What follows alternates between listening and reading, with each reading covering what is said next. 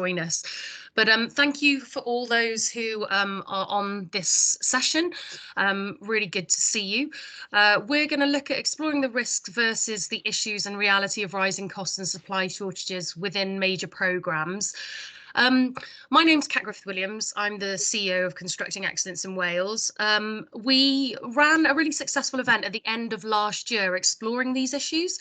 So this was a reason that we had in conversations to see from a City Deal perspective if these still resonate. And really the aim of this session is to get your feedback and real-time issues and findings of what is actually happening out there. So I'll give you the running order in a minute, but there will be a significant amount of time for Q&A.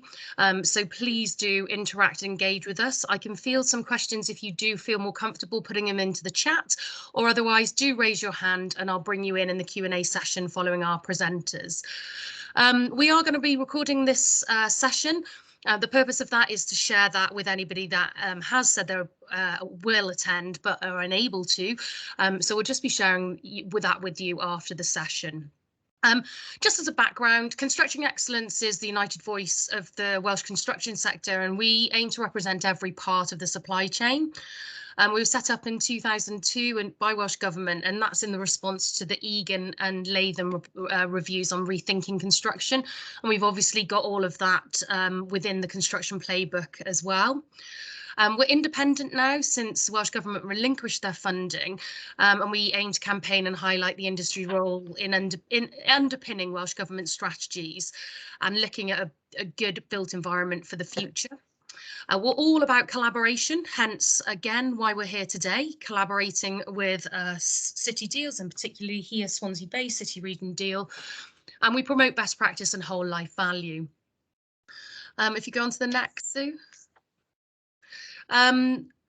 Like I've said, we're all about best practice, and the primary aim is to shift the focus away from short-term cost towards long-term value.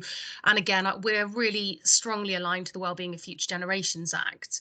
Thank you, Sue. Our contact details are here, so please do engage with us. But what we're here to do is there's been a lot of coverage over the last year about issues on sourcing building materials for construction projects in Wales. We're looking at material price increases, material allocation and issues around that, and levels of demand. In response to that, Welsh Government did issue a Welsh Policy Procurement Notice on sourcing building materials for construction projects in Wales, and that was issued on the 14th of October 2021. Its aim was to provide advice to public sector bodies in Wales on how to manage market pressures affecting the availability and affordability of building materials, and was specifically published as a response to unprecedented pricing pressures across building materials, and provides a number of practical approaches that can be considered and implemented in addressing the issue for buying organisations. So bearing that in mind, those that are going to talk us through the challenges we're going to hear from today, we're going to have an overview of the City Deal perspective from Peter Austin, who's the Business Engagement Manager for the Swansea Bay City Region Deal. We're going to hear from Rico, who's the Head of Housing and Planning Policy for the National Federation of Builders. David Harding is the Public Affairs Consultant of the Builders Merchants Federation in Wales and is going to talk us through future projections. And we were going to have an industry representative to talk us about practical implications. And we're still going to hear that from the head of Seeker Wales, from Ed Evans. And following that, we're going to have a Q&A and we'll close the session. So without further ado, like I said, please do interact with us, do raise questions in the chat function, or hang on to our presenters have finished and then raise a hand and I can bring you into the debate and Q&A. So over to you, Peter. Yes, thanks, Kat. Bore and good morning to everybody. Thank you for taking a bit of time out to join us today. Many of you here actually know me, but for those that don't, as Kat has said, I'm the Business Engagement Manager for Swansea Bay City Deal. And I'd like to thank Kat and Constructing Excellence Wales and Ed at Seeker for putting this together, and our other speakers who've taken time out of their busy schedules to join us today. As Kat said, this is kind of bouncing off a similar event that was open to all prior to Christmas last year, and in the conversations that I have with Kat and Ed, we thought that this might be a good thing to replicate in a more closed environment for growth and city deals, particularly obviously the Swansea Bay one that I represent, but we did feel that it was worthwhile opening it up to the other 3 regions. So let's just move on. And next slide, please. So the headline, for those of you that are not familiar with the Swansea Bay City deal, it's a circa 1.2 billion investment over 15 years, 9 major programs and projects, looking to raise the GVA by about 1.8 billion, create 9,000 jobs. You can read this on the screen, but just to run through it, funded by the 2 UK Welsh government, the public sector, private sector. It's crucial in helping the regional economic recovery from COVID, and it's one of the 4 city of growth deals in Wales, with Cardiff Capital Region, growing Mid Wales and North Wales also having similar deals. Next, please. Little map. Always got to have a map. People like maps. So this just shows the coverage of the Swansea Bay deal, which runs from Pembrokeshire, Carmarthenshire, Swansea, and Neath-Port Talbot. And it shows the location of 6 geographically located projects in the 4 counties, and 3 regional ones which cover the whole region. Next, please. So this slide just shows a breakdown of the 9 elements within the city deal. We work on 4 themes as it's split down there, but 3 generally. Internet of economic acceleration, which includes the Swansea waterfront, the arena, and all the bits and pieces. If you're in Swansea, that you'll see there. Eregin, which is the S4C HQ in Carmarthen, the Regional Skills and Talent Programme, and the Regional Digital Infrastructure Programme. And then under Life Science and Wellbeing, we have Pentre Awr, which is a huge investment in Llanelli, and the Life Science and Wellbeing and Sports campuses in Swansea. In the Internet of Energy, we have Homes as Power Stations, which is a regional project again, led by Neath. Pembroke Dock Marine, which is our private sector led project looking at offshore renewables, then with the Port Authority of Milford Haven. And then finally, a programme of works based around the Baglan area, Neath-Port Talbot, supporting innovation and low carbon growth. What that slide really shows is the city deal contribution, pulling in public and private sector, and then making up to that circa 1.2 billion investment. The interesting thing about these projects is they're all led by a delivery organisation. It's either a local authority, a University of Health Board, or in the case of Pembroke Dock, the Port Authority. So next, please. So why are we concerned? Well, we've all seen the headlines, we all know the news, we all know what's going on in the background. But what does that actually mean to us? Well, over the next 2 or 3 years, there's going to be well over £300 million worth of contracts being issued by the City Deal projects. And over the whole duration of the ambition that we're trying to create, it's much, much more than that. And obviously, any percentage uplift is a concern to us. So as a portfolio, what we're doing is we're sort of talking to industry, we're talking to our projects, we're trying to keep a monitoring hand on what's going on. And this event is one of those things that we're trying to do to just share, if you like, information and get a bit of a hands-on feel from the coalface from our industry experts. Next, please. At portfolio level, we have a number, you won't be able to read that, I don't worry too much, but basically we've got a number of elements that we've identified as reportable to us from our projects and programs. And this is, just, we call this a sort of construction risk assessment. We do a similar one specifically on COVID, but this is specifically based on a number of issues and potential risks, sorry, that could affect our projects and programs. And then next slide, please. Next, please. Oh, it's and again, and there we go.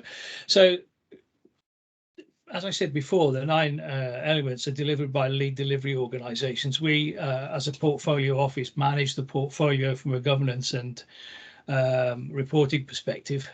So the risk is actually on our lead delivery organisations, and it is dealt with pretty much on a bespoke level, project by project, risk by risk as it arises.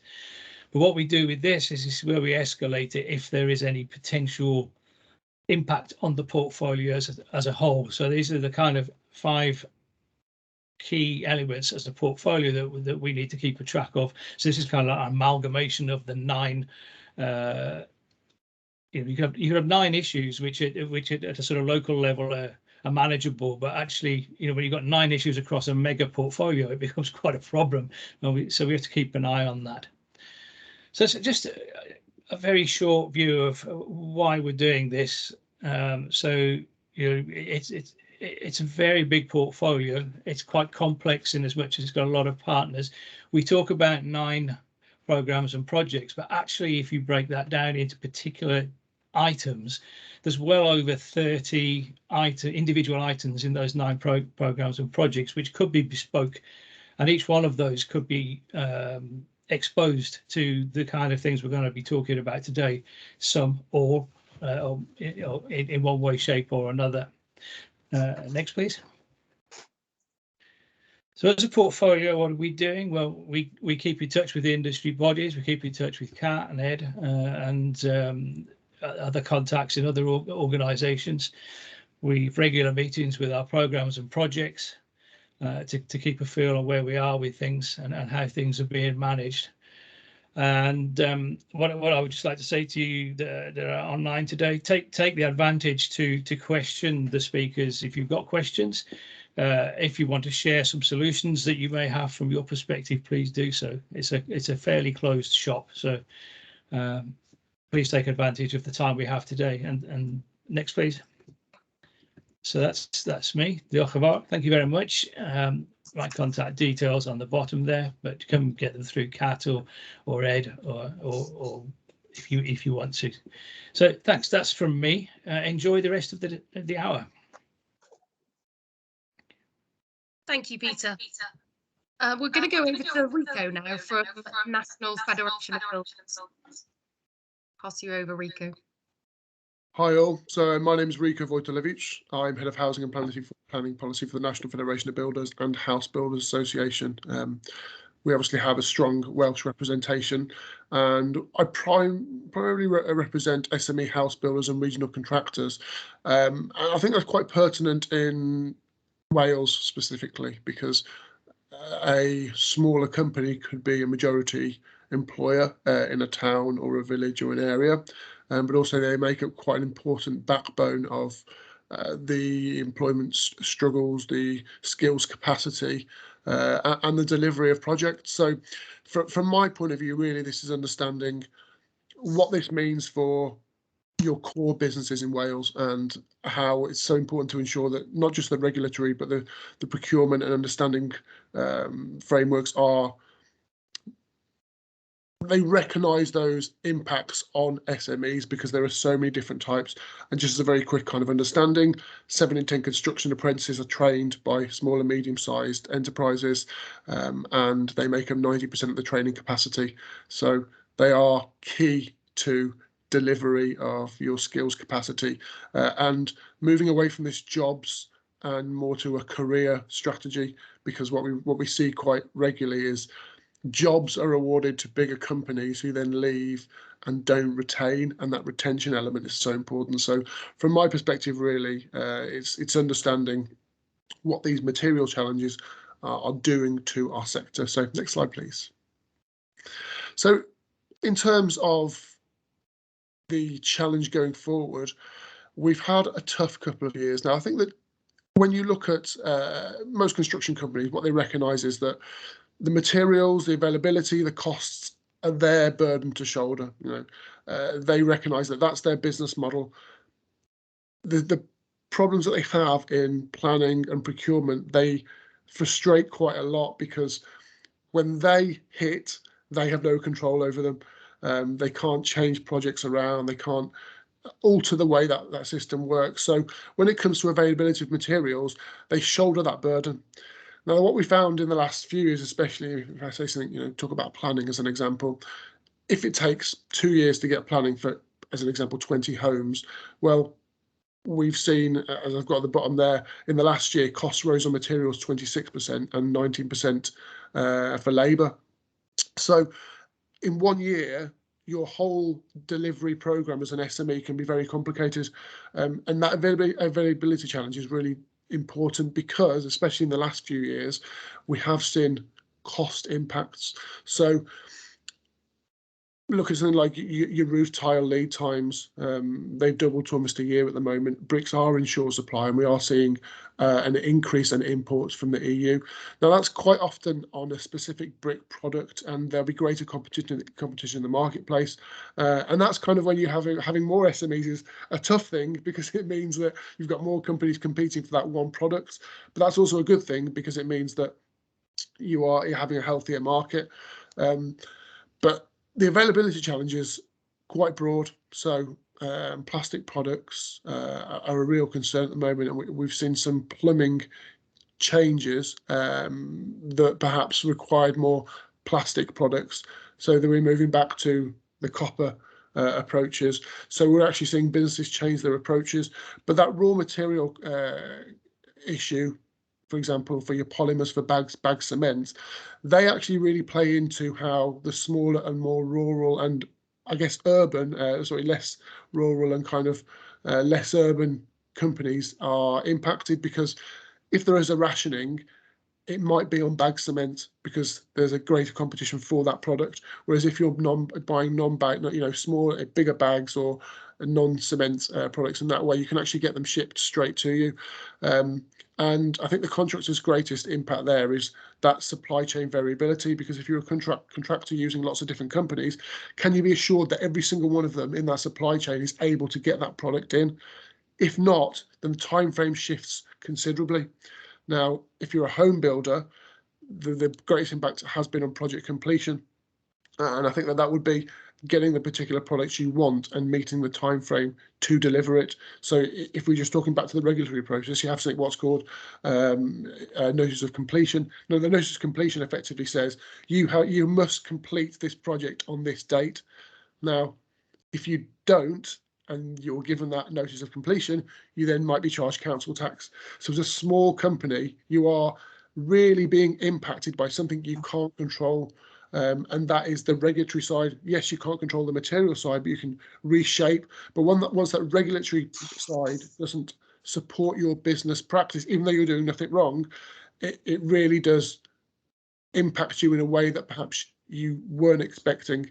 And we're seeing that more in the rural community, because the rural builders especially are having to travel further and overpay for products in order to get their works done and stay in business. Because if you think about it, unfortunately, back to planning in a way, if, say, for example, you are delivering a housing development and you've got to meet what's called Section 106, that's negotiable, but that time taken doesn't pay for the overheads of your company. So any profit you make actually has to go back to your overheads, and if it takes longer to complete that project, you're jeopardizing the business, and that is much harder for an SME. So all the availability challenges are simply exacerbating the existing issues within the system. But really, if we move into the next slide, we kind of look at the business concerns. Now, we've seen a great move towards decarbonisation, which broadly our members support, and I think that we're quite excited about that. We've got some great timber frame manufacturing builders, but the costs have gone up almost 200% in some timber elements. And while availability has gone up now, finally, costs are not coming down at the same rate that they went up in the first place. And we're seeing that within steel. Steel is still 22% higher than it was this time last year, despite availability being much greater than it was. So On the business sides, the decarbonisation is kind of interesting. So on the previous slide, there was something about semiconductors prices going up. Now, if you're trying to install heat pumps, there is a great shortage in the semiconductors in order to actually produce those, for the companies to produce those heat pumps. So you're unable to get those products in. So we're looking at something like, you may have heard of Part Z, which is how you measure the carbon impact of your building, the embodied carbon. These regulatory changes are going to play much harder for smaller companies who are less able to deliver a difference to their product, especially if you're, say, building a block of flats compared to a housing estate, and that will play into the same projects that a council might have, because you will have fewer materials, say, in your roads that have got higher embodied carbon than if you have a block of flats where your groundwork, your works outside that building are already set, your roads. So really the business concerns are a mix of the material costs and the regulatory changes. And I think if we move down, we see the red diesel construction access extending for that tax reduction. And that's a real concern because it plays into the energy element again. We're seeing steel prices go up because of the cost of energy. And because we won't be able to access as an industry, the cheaper red diesel, we're going to have to pay full price.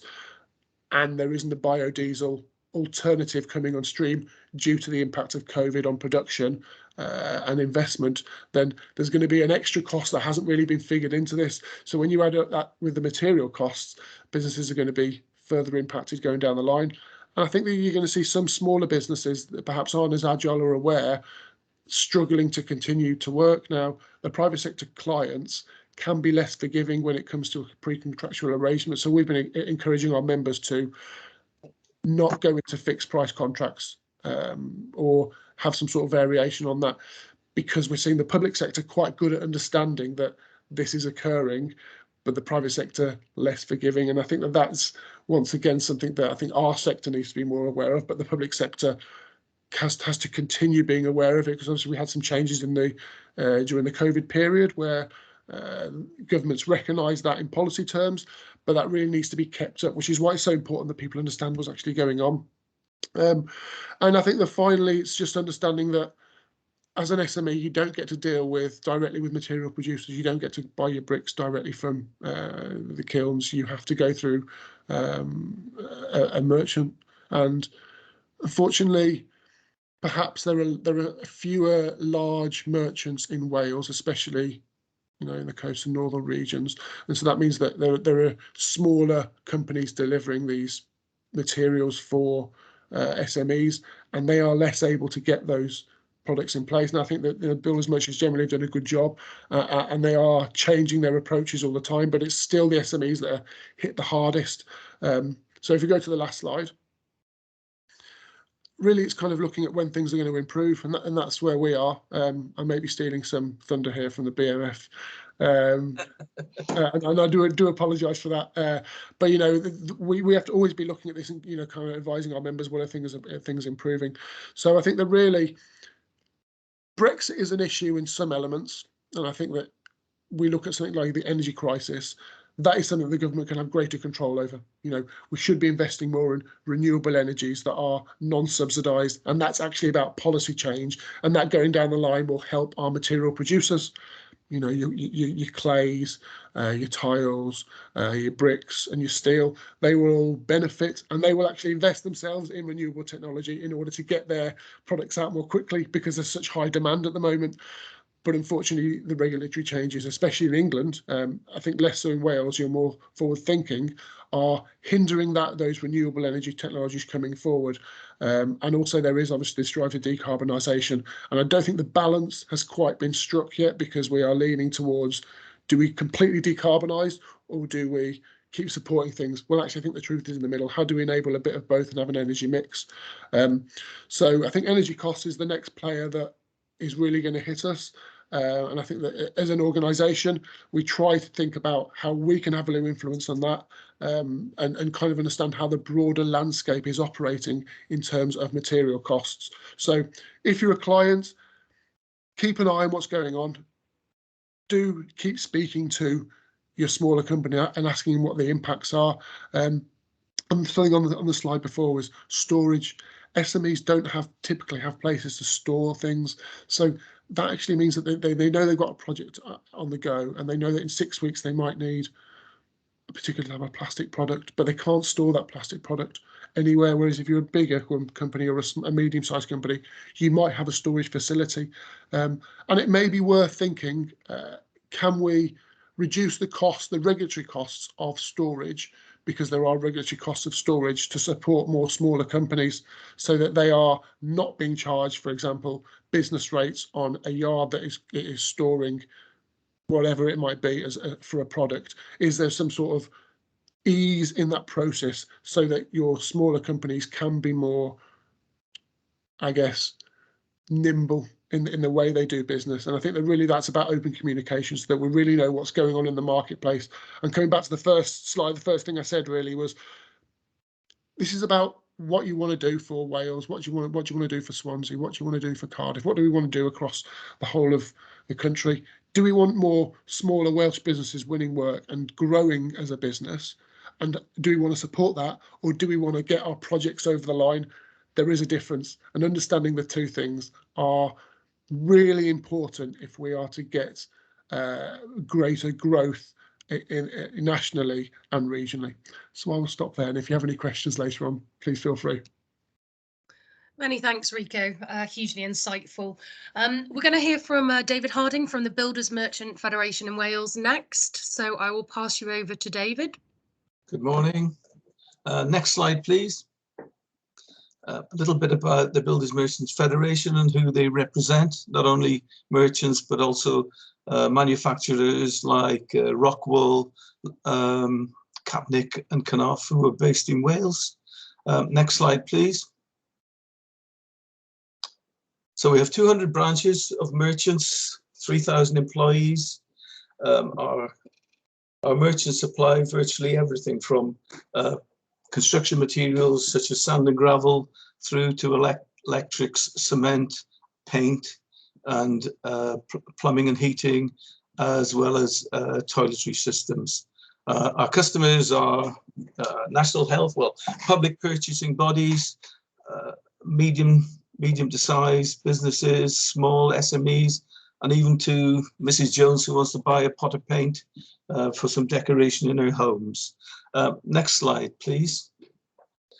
Okay, so the products that we're struggling with, Rick has mentioned a few of them. So I spoke to a builder's merchant this week, and he said it's not all doom and gloom, so I'll try and be positive. There has been a slight easing of the situation over Christmas, particularly in the repair and maintenance section, but going into the new year, merchants report good stocks and availability. This includes timber, where prices have fallen from its peak. Merchants in general are trying to hold more stock, but that in itself has a financial implication. While the issue of timber and cement availability has eased, longer leading times could well return as demand increases later this year. That demand has meant that chipboard, even though some is manufactured in the UK, there are significant concerns about the availability of chipboard for flooring, and worldwide demand and costs. The cost of raw materials is being blamed. These serious issues with both availability and price could well see a double-digit increase in Q2 of this year. Looking at bricks, the industry simply can't keep up with demand. All factories are working flat out, and it's likely this shortage is likely to continue through this year, and it's unlikely to be solved until 3 new brick factories come on stream in 2023 and 2024, which will increase capacity to around a further 150 million bricks per year. That shortfall is likely to come from the EU and elsewhere. We've all heard about the significant increases in steel, and it's impacted on worldwide demand and affects such things as lintels, manhole covers, and rebar, all important things within construction. I did read an article recently that given the cost of rebar has gone up so much, some construction companies are looking at using carbon fiber as a reinforcement. The benefits of that are it lasts longer because it doesn't rust, and apparently it requires less concrete, but it's very price sensitive in relation to rebar. Cement production is flat out. Cement plants already work 24 hours, so can't keep up with demand. All suppliers are operating some form of allocation system because they don't have sufficient cement for everyone all of the time. And as Rick mentioned, roof tiles, again, high demand and long lead-in times for averaging perhaps 24 weeks, and for more sophisticated tile profiles can be up to 41 weeks. And again, affected by huge energy costs. Semiconductors, again, worldwide demand for semiconductors, and there's a natural bias that manufacturers favor the automotive and electronic industries because of the size of the orders they place. So manufacturers of air source heat pumps, boilers, lighting, fire protection, and kitchen white goods may find themselves bumped further down the supply chain. It isn't a significant issue at the moment, but we're keeping our eye on it. Next slide, please. So logistics plays an important part of supply. Global shipping is still an issue with delays, and worldwide pricing likely to continue into the third quarter of 2022. Pricing is quite volatile at the moment. China has 7 of the top 10 container ports, and with their approach to zero tolerance regarding COVID, it's likely that there'll be further delays.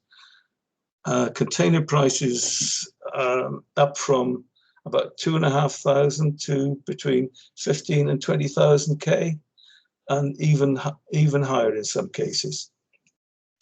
We've all probably watched the Beijing Olympics on TV, but who'd have thought they'd had an impact on supply? But 64 factories in northern China were closed during February to improve air quality, and this will certainly have a knock-on effect later in the year. HGVs, the situation eased after Christmas, with obviously supermarket and deliveries easing off, but that situation hasn't gone away. The government's relaxation of a variety of regulations is likely to come to an end this month. The forecast of 100,000 shortage of HGV drivers has been reduced to 85,000, with more being trained up to fill the gap. In some cases, the problem appears to be regional. While Omicron hasn't had an impact on merchant staff numbers, but has hit some haulage companies quite hard. Brexit, the extra paperwork at ports following Brexit is also having an impact. We've all seen the queues of lorries on motorways outside ports. The recent relaxation of the COVID rules is likely to see even more traffic, with holidaymakers heading for the ports to use ferry crossings. And new EU passport regulations are likely to come in to force quite soon, and simply won't help the situation. Next slide, please. Right, what's going up in price? Well, practically everything. Rising prices are forecast to have an inflationary impact of between 7 and 10%, with multiple increases expected in some products. Added to that is the UK growing demand for tradesmen in the construction industry. So looking at cement, demand is exceeding supply. All suppliers are operating some form of allocation. And the issues that they report are energy, logistics, and carbon credits, and they say that these are huge. So price is up 50% from 2021 prices. Again, merchants have been experiencing rises of 15 to 30% for steel goods, such as lintels. Lintels, for example, are going up another 10% in March. We just looked at a recent price list. Drainage, also an issue. Drainage products. As far as excuse me, as far as steel is concerned, and particularly stainless steel is impacted by the price of nickel. 10% of stainless steel includes nickel, and that's currently at £13,000 a tonne, and is driven by the demand for batteries in electric cars. Latest prices for March show paints up 6.5%, roofing products up to 25%, and guttering up 18%. And if you can't afford a loading shovel, be warned that a wheelbarrow supplier has just put its costs up by 10%. Next slide, please. Okay, Kat's made reference to the advice notice issued by Welsh Government aimed at public bodies and interaction they have with small SMEs builders. I think from our perspective, it's vital to maintain open lines of communications with the supply chain and encourage all contractors to work collaboratively. One useful source of information, the Construction Leadership Council publishes a materials update every month, so it's worth looking at that website for details on product availability. That's me. Thank you very much. Thank you, David. Fantastic, and so much information within that. Our final speaker for the session is going to be Ed Evans, which is Ed is going to give us a general industry perspective. So I will hand over things to Ed. Ed won't be presenting. We're going to have a verbal update from yourself, Ed. Thank you. Yeah, thanks, Kat. A pnawn da pawb. Good to see you all. Yeah, apologies from our chair, Mark Bowen. He's unwell, unfortunately, and I've not had a chance to speak to him. So, hence no slides from me, but a quick verbal and more of a general update, really. As director of the Civil Engineering Contractors Association for Wales, won't be surprised that this is going to come from an infrastructure and civil engineering perspective. But I think hopefully a lot of the messages will ring through across the sector. I would hope. Now, a lot of the feedback I'm going to give you is from our board members, our contractors across the whole of Wales and across the UK. So surprising, actually, or maybe not surprising, how similar the issues are across the board. And there's some key themes there, really. I think, you know, what we're seeing here is a classic supply and demand pressures. And it's not just on materials. And my words this afternoon are going to be beyond just the materials stuff. I think what we've seen, we've had things really, really stable over the last decade, which is great if you're trying to estimate projects and set budgets and so on.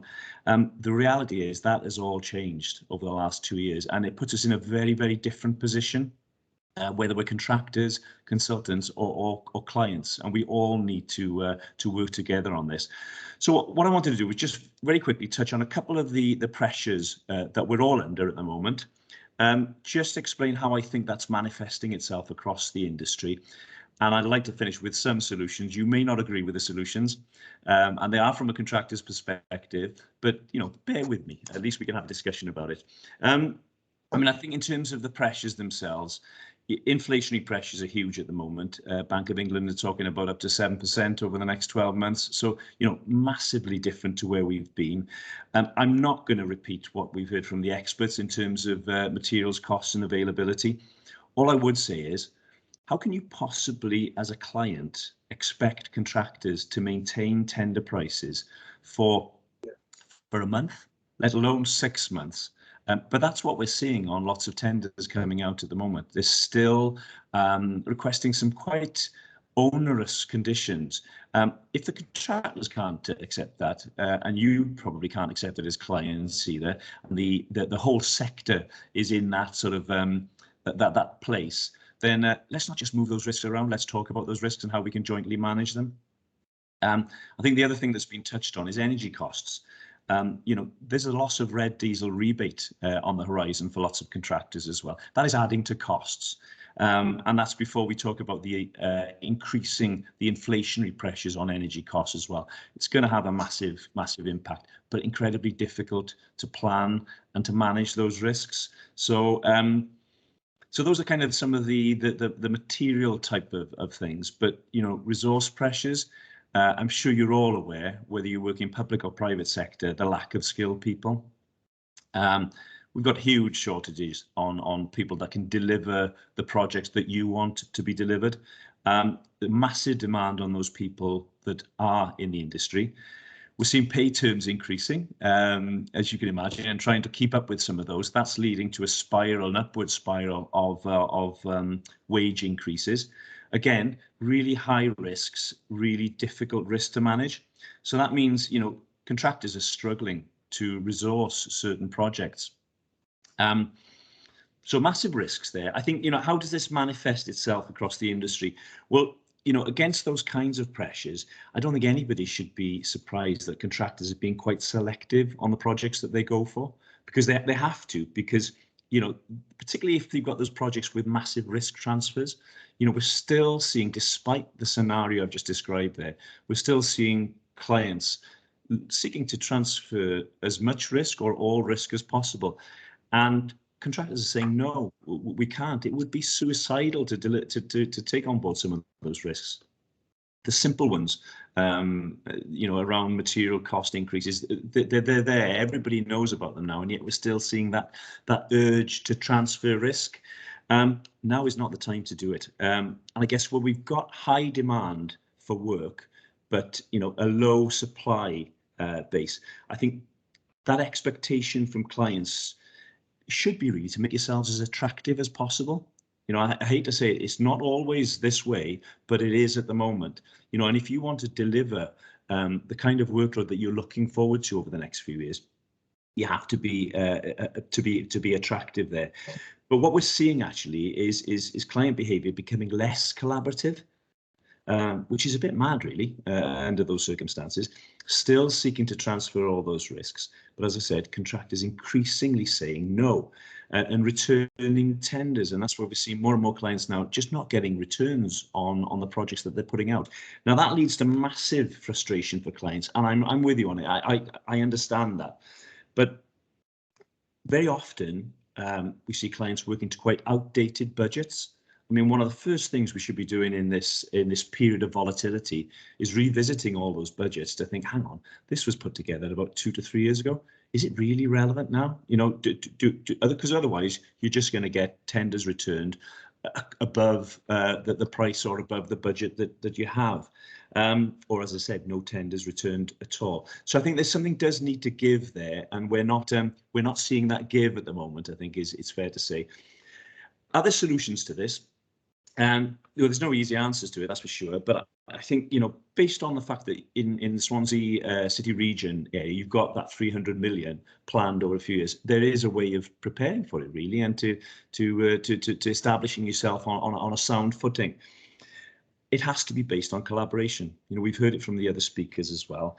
The days of single stage tenders, particularly on a design and build basis, where you're seeking to push all risks towards contractors, and hopefully you're going to get 5 to 6 tenders returned, with only one of them with a potential chance of winning and taking a little bit. It doesn't feel the right time to be doing this now, but it's still happening. So I just urge any clients, well, across Wales or certainly in the Swansea Bay area, to just seek to become the client of choice, I guess, to be clear that you want to collaborate, you want to work with contractors and consultants, give certainty, work on an early contractor involvement basis so you can start to manage some of these risks, so you can understand that, get some transparency on material cost, for instance, and really share those risks. Because, as I said, contractors are just not taking those risks on board now, and why would they? And really, would you want to see some local contractors go bust because of all the risk you've transferred to them? We've already seen it in the Swansea Bay area. Let's not see it again. And I think finally the other point is around visibility of workload. You've got that period now where you've got a £300 million programme of works to come out, phased over a number of years. How about getting some visibility there? Because if you can put that visibility out, the contractors can start to plan for it. They can plan their resources, and I mean bidding and estimating resources as well. But the material suppliers that we've just heard from, they can also start to resource and just get a feel for what sort of material demands are going to be coming through in the future. So, I mean, yeah, they're not easy answers, but they're doable answers. And the things I have to say that this is what constructing excellence is all about. It's about that collaboration. But let's get into that dialogue. Let's not continue with the same old procurement processes we've had in the past. We need to move on, and maybe this is the catalyst that we need for that to happen. So, yeah. A whistle-stop tour. It might not be what Mark Bowen would have said, but I think he might have said a few of those things. So I'll leave that one with you, and perhaps, Kat, we'll open up for questions. We will do. Thank you very much, Ed, and to all our speakers on today's session. This is your opportunity now to really engage with us and ask questions of what is the reality, what are you seeing? We've got two questions really, but it would be great if you wouldn't mind, Amanda, just to come in on the point that you raised about contracting arrangements and risk sharing as well, in the example of the housing sector or housing association sector doing that already. Are you willing to do that, Amanda? Hi, yes, of course I am. Yeah, so there's nothing that's been said by Ed or Rico I disagree with. And I guess in some ways working in the housing market gives us a little bit more flexibility to do that, because where we've seen these big cost increases impact on the cost of our product, we're also seeing the value of our products increase. So those housing associations in a sales market were able to cushion some of that and therefore take a more pragmatic view on some of the design and build contracts that we had in place. We've also seen the Welsh Government acknowledge, and I think it's Ed's point really, who should pay for the increasing cost of public assets in particular, like social housing. That's not something for the contractors. So we've seen the Welsh Government step up and take a very pragmatic risk sharing approach there. So, the whole contract form that we're now looking at is, as I say, more about transparency and risk sharing. I think that puts more of a responsibility on organisations like mine to be more aware of efficiencies and perhaps be a different kind of client. But certainly we'd want to be the client of choice. So I haven't got much more to add, but it has to be the direction of travel, doesn't it? Because we don't know what's coming next, do we? Thank you. Has any of the speakers got anything to add to Amanda? Rico? I just thought I'd reflect a little bit on what Amanda said there. Obviously, housing associations have changed their model in the last few years to deliver a little bit more market homes than perhaps they had previously. Now, there are a few reasons for that, but Amanda said there, the price of the product goes up when the quality goes up.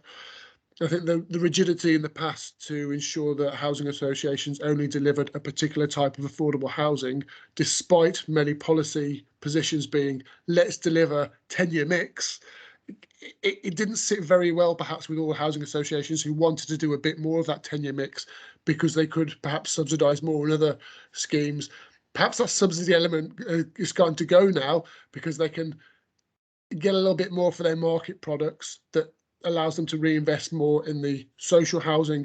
So I think that in itself requires a little bit of regulatory collaboration to understand the impacts. And I think that, I know I mentioned planning earlier, housing associations are just like market builders in the fact that, as are councils, you look at many council projects, they take just as long to get planning across the line. So they're just as impacted. And that means that the product that they deliver, the homes they deliver, affordable, social, market, strategic, are all impacted by that regulatory process. So again, it's about that collaboration, and sometimes it's tougher to work with private market home builders because people are, especially local authorities, feel don't want to get into bed with them. Well, take your cues from a housing association, because it's easy for you to defend and say, look, they are delivering for the market, and they will tell you exactly what's going on across the whole of the market. So that might be an easier, politically sound collaboration. Thanks, Rico. Ed. Yeah, just to say, refreshing to hear what Amanda said there. And yeah, I do get it. I think what we just need is a few more Amandas and a few more housing association behaviours out there, because, we lobbied Welsh Government on that PPN around materials and sharing. Pleased that it came out. We're not seeing that coming, if I'm honest, across the board. It's only clients like Amanda who would. It's taking it seriously, I guess. So yeah, we need a lot more Amandas. I think there'd be broad agreement that we do, Amanda, even though I can see you shaking your head. But thank you very much for those comments.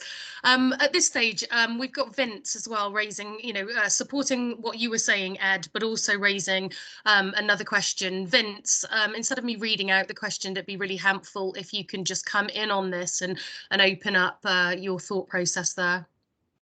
Yeah, I guess there's really good presentations this morning, and quite depressing to some extent, really, particularly if you're in procurement, I guess. But I just wondered how, and I'm interested probably from a Grow Midway's perspective, really, is how you are going to make sure that these right approaches are going to be adopted by each lead organisation. My understanding is that that each lead organisation would procure whatever contracts are associated with the area that they're leading on, and it's how you can, I suppose, from a Swansea Bay perspective, ensure that each lead organisation is following a similar route, I think, to market, and using meter buyers, but also particularly around this risk sharing approach, and using the right contracts to engage with SMEs and the sector generally. Thanks, Vince. I'm going to put you on the spot, Peter, to come back on that. Yeah, thank you very much. It's an interesting question, Vince, because we put together a set of procurement principles for the City Deal, but obviously they're underpinned by national policy, and each of the local authorities in particular have their own procurement routes. One of the things that is being used quite significantly is the South West Wales Contractors Framework, which recently came into being. And I think that's providing some commonality of approach across the larger contracts. I can't really comment on the risk sharing side of it, because that's down to the client organisations and their particular approach with contracting, to be honest. But I think we'd all probably agree with what's been said today that we're in a different world, and clients do have to take a slightly different approach. And I do know from talking to some of our projects that there are some local issues with the smaller SMEs as well. Contracts are going out and they're not getting back the response that they thought they were going to get from the local supply chain, which may well be down to what's been said today. The terms are just not acceptable to the smaller businesses at the moment.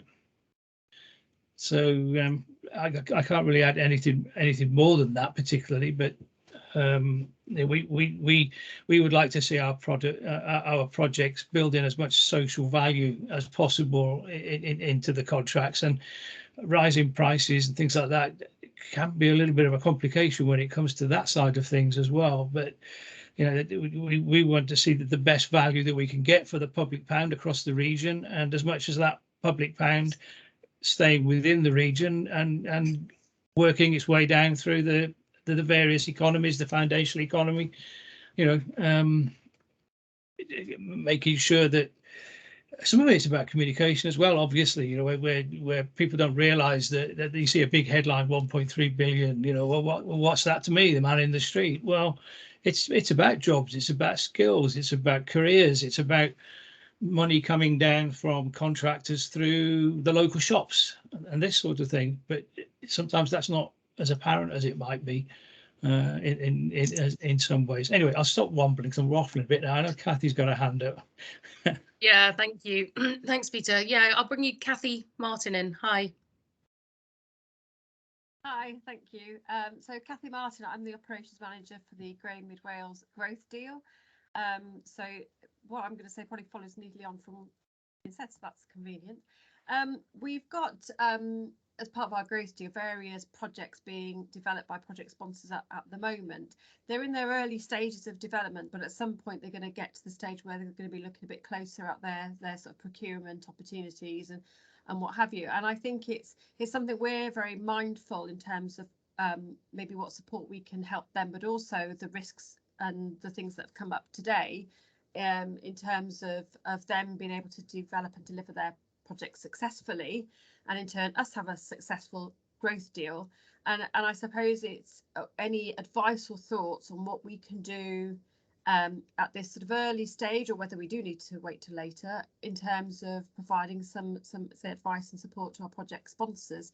So things like whether we should be looking at doing events, whether we should be, I don't know, getting them together to collaborate on something, but also about, we're being really, it's been emphasised to us about the need to look at decarbonisation agenda as part of that project development. So that's a concern for us as well. So it's really any thoughts that anybody might have on that, really. Thank you, Kathy. Is there anyone that wants to jump in? Rico? I mean, I could talk about decarbonisation. I think that broadly, if I just look at something like heat pumps, so many of our members have been doing heat pumps for years, and actually spoke on a podcast recently as to why more small and medium-sized house builders don't do heat pumps.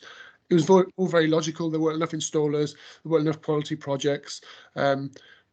When you've got to sell them within a home, you don't want to go back and fix them. So if there's an issue with them and you're uncertain about that, you're not going to use heat pumps. Now, the same issues are going to come when we start to move to embodied carbon. I think that on decarbonisation, instead of having this sudden cliff edge where we go, right now, everything needs to decarbonise, we have a couple of years where we can kind of we take the more strategic, report what you're doing so we know what we can deliver. I made the example earlier about flats and houses. Well, on this Part Z proposal that's been put through to government on embodied carbon, it's the majority of buildings delivered then set a minimum standard. Now, if you're a house builder and the flats that don't have to include the tarmac and all that outside the building are part of that embodied carbon calculation, well, you're going to be disproportionately hit, especially as a smaller builder. So it's really understanding, what are your decarbonisation aims? Can you have an influence elsewhere? Is there something you can do to perhaps support a company doing something renewable in the local authority, maybe a material producer in Wales itself? And that may be you requiring to go into the Welsh Government and being quite strategic about it. But I think that it's trying to get all those ducks in a row so that in 5 years, it's an easy ask, rather than leaving it to the biggest contractors that can only deliver what you want them to deliver on a most economically advantageous tender. The social element is so important, but how do you quantify that? Is it just about not spending enough money, or is it about ensuring that in 5 years' time you're ahead of the game? Thanks, Rico. Ed? Yeah, Kathy, I would just say it's about, at this stage, visibility of what you've got planned. If you're able to share that information using Celta Wales, they've got the functionality on there. Share it, get it out there as soon as you possibly can. Just basic information, just in terms of the type of work, the value, and rough programs. It starts to prime the market in that respect. Just in terms of decarbonisation, I mean, you're going to be advised anyway on different projects through various advisors, etc. But it just feels that some of the procurement methods that are used far too widely, probably at the moment, in terms of that quite harsh single stage type of approach, lowest price bidders and so on, doesn't seem to lend itself particularly well to decarbonisation. That doesn't happen in quite the same way as lowest price. So I think the procurement method for any of the projects or programs you're putting out needs a really careful look at, you know, some real commercial view on what is the best way of getting that engagement. And I've said it before, for me, it's unless you get that early contractor involvement to try to shape some of these things, then the danger is that you end up with the lowest price thing, which probably won't necessarily give you that longer term whole life value, really. But definitely pipeline visibility first thing. Thanks, Ed. I'm quite conscious of time, so if we can hear from David as well. Okay, we talked about carbon, and there's a huge amount of work going on within. I also work for the Mineral Products Association, so there's a huge amount of work reducing carbon within their products, particularly cement, which is very high profile worldwide as a carbon emitter. The addition of blast furnace slag into a bag of cement reduces the carbon of that bag of cement by 50%. The 2 cement plants in Wales, they have had money from English government, the UK government, shall I say, and they're now working on powering their plants by hydrogen, both carbon capture. They're both looking at carbon capture into the Irish Sea off Point of Ayre, and then potentially driving their plants by using hydrogen. So terrific step forward as far as that is concerned. And the Concrete Association, which is part of the Mineral Products Association, because there's always a conflict in Wales about timber framed and modular houses as opposed to traditional, and they've brought out a lifetime analysis on the traditional build, concrete bricks, roofing slates, and that lifetime analysis comes out fairly close, quite closely or equivalent to timber framed and modular buildings. So there's a lot of work going on as far as product availability is concerned in carbon. Thank you, David. Is that a legacy hand, Ed? I'm just going to throw one more thing in. If you're serious about carbon, you need to measure it. And if your programs, your projects don't measure it and share what that value is, then really you're probably not going to. It's not going to be a factor. You know, it'll just be back to cost. So cost and carbon need to be measured. Thank you. I'm conscious that we have reached the end of the session and gone slightly over that. It seems to be that it is an ongoing picture to continue to look at, and I'll leave that within your hands, Peter, whether or not we continue having these conversations a little bit further down the line. I would like just to thank all our presenters today, hugely insightful and a lot of information, and thank you for everybody joining us. Is there anything that you would like to say, Peter, before we close the session? Yeah, well, yes. Again, Kat, thanks for putting this on. Thanks for everybody for their time listening and presenting. I'd like some feedback from those attending. If you found this useful, if you want to maybe have a recap in 6-8 months' time, if we revisit this, or if you want us to try and coordinate a workshop with Ed and Kat on some slightly different topics, and please let us know, and we'll take that forward. Just quickly, Kathy, just as a quick aside, Wrap Cymru did some interesting work on decarbonisation and construction, which covered a very wide thing. So that might be something you might want to have a quick look at, and I can touch base with you on that separately. So just thank you from me. Well, thank you all. I'll leave you to the rest of your afternoon, and hope you found that informative and enjoyable as well. Thank you all. Goodbye. Thanks very much. Bye-bye. Thanks. Thank you all.